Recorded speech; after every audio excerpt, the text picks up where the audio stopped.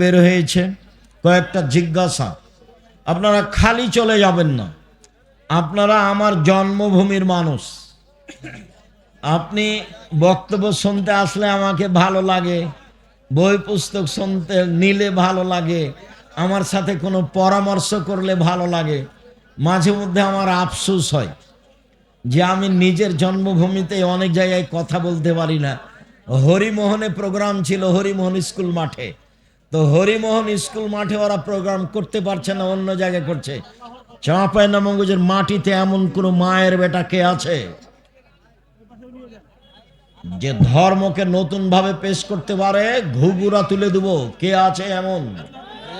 ওই মাঠে বক্তব্য দেওয়ার যোগ্যতা আমি রাখি, আলহামদুলিল্লাহ। ওখানে মাঠে বক্তব্য হতে দেওয়া হবে না মানে সে কে এমন ব্যক্তি আছে এটা আমি ধর্তব্যে রাখি না, ধারণাও রাখি না। তবে এই জুলুমের অবসান ঘটেছে, আরো ঘটবে। এই জুলুমের অবসান ঘটেছে, আরো ঘটবে। কোন সাহসে তুমি এই কাজ করতে যাও? কোরআন হাদিস তুমি কি বুঝো? তুমি কোরআন হাদিস কি বুঝো? তুমি মুখ দিয়ে শব্দ বের করলে ভুল হতে পারে। তুমি কি বুঝাতে চাও? আমাদের বক্তব্য কেন বন্ধ হবে? কেন হতে দেওয়া হবে না? কোথায় রহস্য? স্পষ্ট করো। সম্মানিত দিনী ভাই বোন, চাঁপাইনবাবগঞ্জ আমার জন্মভূমি জেলা, রাজশাহীর পাশে আছি, আপনাদের পাশে আছি। আপনাদেরকেও আমি আমার জন্মভূমি এলাকার মানুষই মনে করি। কাজে আপনারা আসলে ভালো লাগে, পরামর্শ চাইলে ভালো লাগে, পরামর্শ দিলে ভালো লাগে। জামিয়া সালাফিয়া আমি একাই গড়িনি, চাঁপাইনবাবগঞ্জ রাজশাহী জেলার মানুষের জামিয়া সালাফিয়া। জামিয়া সালাফিয়া রাজশাহী যেটা, সেটা 50 বিঘা জমির উপরে ছেলেদেরটা, আর মেয়েদেরটা তানরে প্রায় 60 থেকে 70 বিঘা জমির উপরে। জামিয়া সালাফিয়া যেটা রূপগঞ্জ, নারায়ণগঞ্জ, ঢাকায় সেটা প্রায় 100 বিঘা জমির উপরে। যেটা দিনাজপুরে সেটা প্রায় 20 বিঘা জমির উপরে। 300 জন শিক্ষক শিক্ষিকা আছেন। 40 লক্ষ টাকা মাসে বেতন লাগে। 40 লক্ষ। শিক্ষক জানেন না কিভাবে প্রতিষ্ঠান চলে, ছাত্র জানে না কিভাবে প্রতিষ্ঠান চলে, কমিটি জানে না কিভাবে প্রতিষ্ঠান চলে, আমি নিজেই ভালোভাবে জানি না কিভাবে চলে। অতএব আপনাদের নিজস্ব সম্পদ মূল্যায়ন করার চেষ্টা করবেন। শিরক মুক্ত প্রতিষ্ঠান জামিয়া সালাফিয়া, বিদাত মুক্ত প্রতিষ্ঠান জামিয়া সালাফিয়া, দল মুক্ত প্রতিষ্ঠান জামিয়া সালাফিয়া, হিংসা মুক্ত প্রতিষ্ঠান জামিয়া সালাফিয়া, সংগঠন মুক্ত প্রতিষ্ঠান জামিয়া সালাফিয়া, দেশের সর্ববৃহৎ প্রতিষ্ঠান জামিয়া সালাফিয়া। এই ব্যাপারে হাদিস নেই। আল্লাহুম্মা সাল্লি আলা নবিয়ানা মুহাম্মদ, এই দুরুদ পড়া যাবে কি যাবে না? পড়লে গুনাহ হবে। দুরুদে ইব্রাহিম, বাস দুরুদে ইব্রাহিম। আর নাম আসলে সাল্লাল্লাহু আলাইহি ওয়াসাল্লাম। অজু করার সময় নাকে ও মুখে একসাথে পানি না দিলে কি অজু হবে? হবে। একসাথে পানি দেওয়ার হাদিস অনেক বেশি, বুখারী মুসলিম। একবারে অঞ্জলিতে পানি নিয়ে মুখে দিবে একটু আর নাকে দিবে একটু, এর সংখ্যা বেশি। আর পৃথক পৃথক হাদিসও সহি। পৃথক পৃথক করলে বেশি তৃপ্তি পাওয়া যায়, পরিষ্কার ভালো হয়। পৃথক পৃথক করলে সমস্যা নেই। অজু করার পর কোনো অংশ শুকনো দেখতে পেলে আবার অজু করতে হবে? জি না। অজু করার পরে কোনো জায়গা শুকনা দেখলে পানি দিয়ে ভিজিয়ে দিবেন, ভিজা হাতটা তার উপরে মুছে দিবেন। মাঝহাব কখন অনুসরণ করতে হবে? মাঝহাব কেন অনুসরণ করবা? যে মাঝহাবের অনুসরণ করবা তাকে যদি আল্লাহ কিয়ামতের মাঠে বলে যে ইমাম আবু হানিফা কি তোমাকে মানতে বলেছে, তখন উনি যদি বলেন না, তাহলে তোমার কি হবে? আমি মাঝহাবের কথা বলি না, আমি বলি কোরআন ও সহিহ হাদিস। আমার জীবনে আমি কোনোদিন মাঝহাব নিয়ে কথা বলি না। আমি একজন নার্সিং স্টুডেন্ট। সেবা দেওয়ার জন্য অনেক সময় মেয়েদের শরীর স্পর্শ করতে হয়। কথাগুলো কালকের না কবেকার জিজ্ঞাসার সাথে হুবাহু মিল খাচ্ছে কেন? তো হতে পারে নিরুপায় হলে মেয়েদের সেবায় যায়ও, তাছাড়া যায়ও না। পুরুষের সেবায় থাকবা, নিয়ত ভালো থাকে যেন।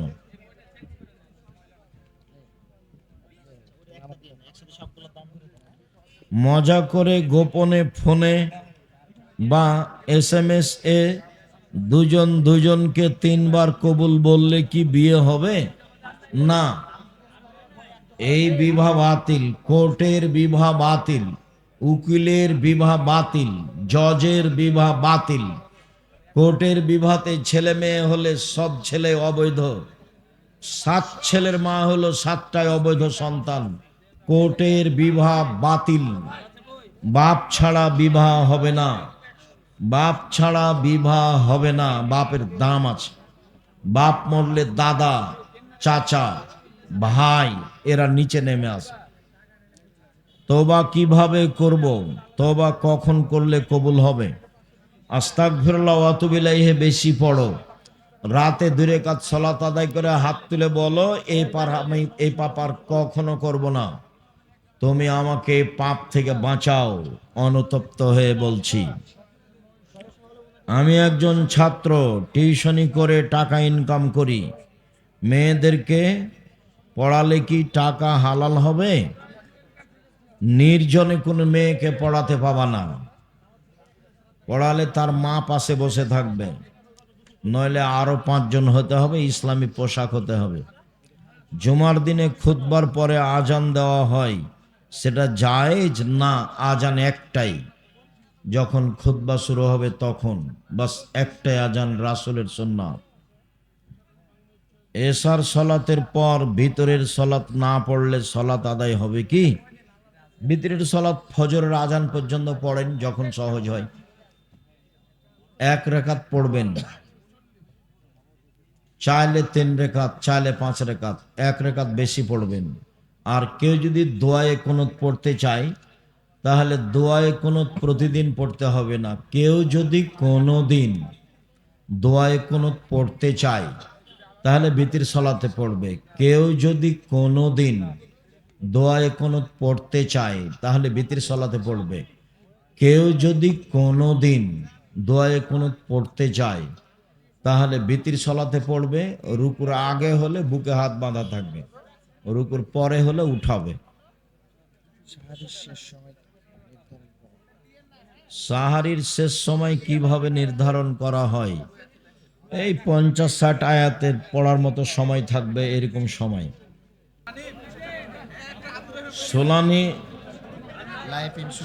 সোনালী লাইফ ইন্স্যুরেন্সের সুদ মুক্ত না সুদ যুক্ত?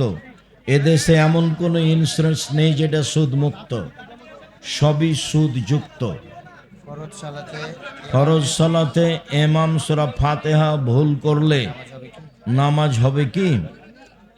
ভুল করলেও নামাজ হবে, ভুলের কারণে নামাজ বাতিল হবে না। আর এই ভুলে সহসিজদা দিতে হবে না।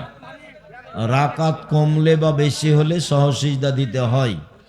আত্তাহিয়াত ছুটে গেলে সহসিজদা দিতে হয়। সূরাতে ভুল হলে সহসিজদা লাগে না।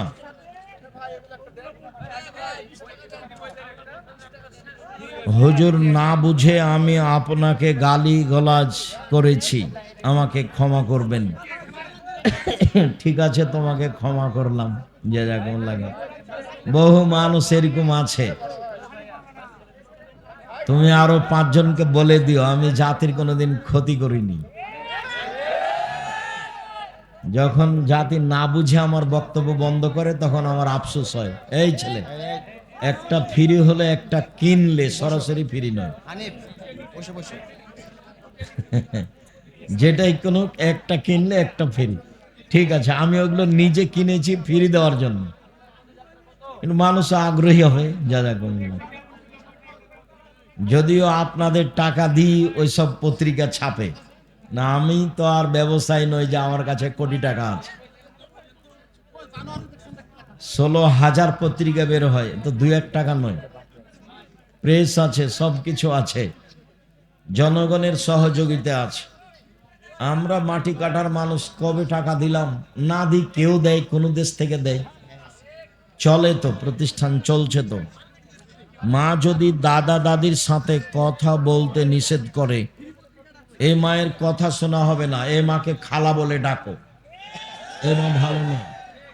দাদি তো আসল, দাদাই তো আসল। বাপের উপর দিয়ে তার সম্মান থাকবে, মায়ের উপর দিয়ে সম্মান থাকবে। দাদি আমার দাদির সাথে কথা বলতে নিষেধ করে মানে কোন কথা? দাদি আমাকে বকা দিয়েছে, দাদি আমাকে যা বলেছে বলেছে। দাদি আমার সবচেয়ে সম্মানী মানুষ। আমাকে কি বলেছে আমার দাদি এ বিবেচনা নেই। আমার দাদির সাথে আমি কথা বলবো, এ কথাই ঠিক। আমার দাদি আমার মাকে যা বলেছে বলেছে, গালি দিয়েছে তাতে গিয়েছে। আমার দাদি আমার মাকে একবারে কয়েক কিল, নতুন বউ, একবারে নতুন বউ, ওই যে লিপতে বলেছিল, ঘর লেপতে বলেছিল, আজান হয়ে গেছে, তো আমার দাদি বলেছে যে হাত দিয়ে নামাজটা পড়ে নিয়ে বাকিটুকু লিপবি। তো আমার মা বলেছে যে আর 2বার ঘোরালেই তো জায়গাটা হয়ে যাবে, তাহলে একবারই শেষ করে নিয়ে হাত দিয়ে নামাজ পড়বো।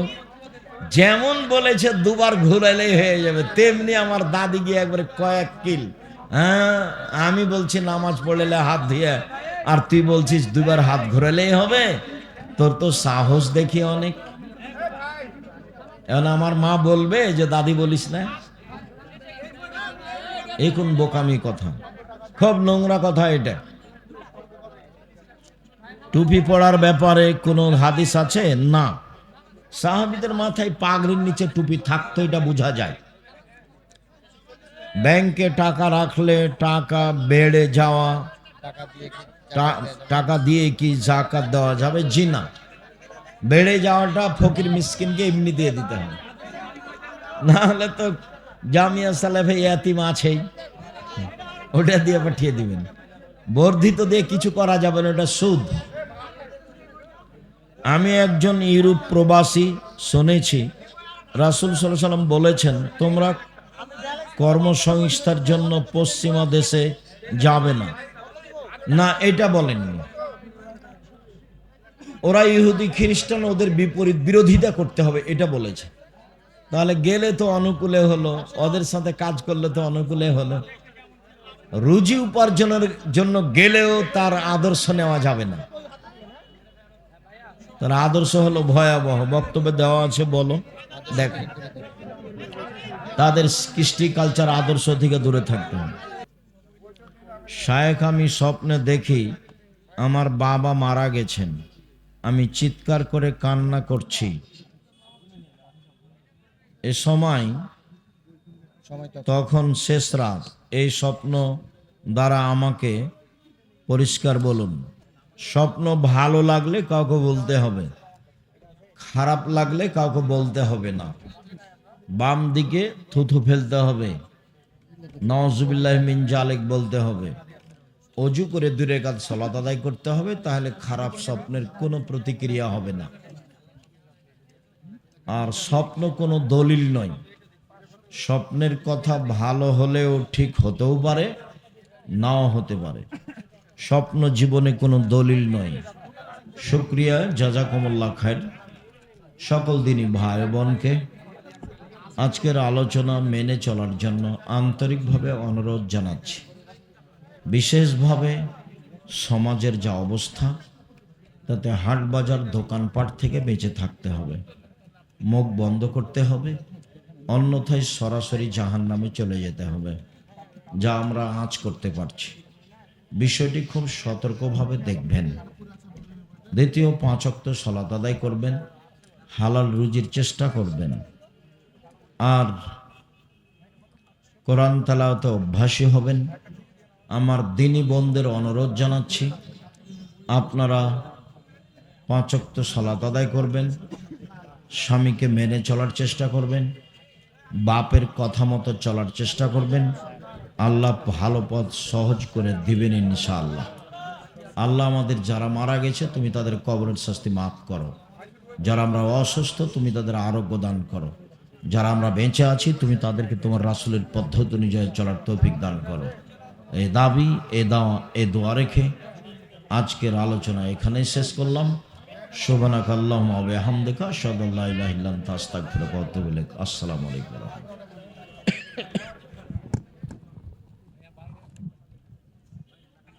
খুলছি। আচ্ছা দাঁড়ান আপনাকে দিয়ে দিই, আপনারা শাইকের একটা আছে, কি? মাহফিল আছে, প্রচার করবা আমাদের এলাকায়। ও আচ্ছা, তাহলে কিভাবে করবো? বসে বসে বলো। এতক্ষণে কেন আগে বলতা? কোগো লাইনটা, এই লাইনটা দাও তো, লাইনটা দাও তো।